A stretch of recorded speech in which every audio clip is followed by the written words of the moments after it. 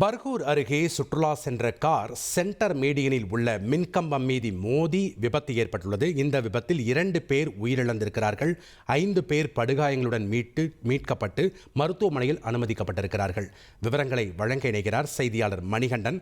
வணக்கம் மணிகண்டன், இந்த விபத்து தொடர்பான விவரங்களை பதிவு பண்ணுங்க.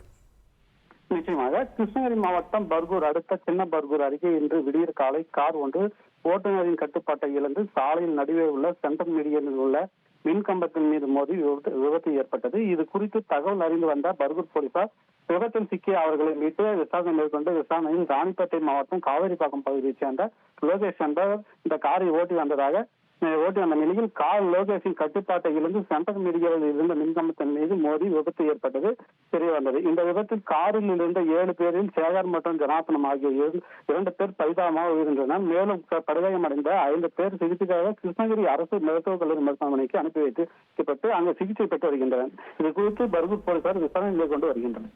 நன்றி மணிகண்டன், உங்களுடைய தகவல்களுக்கு.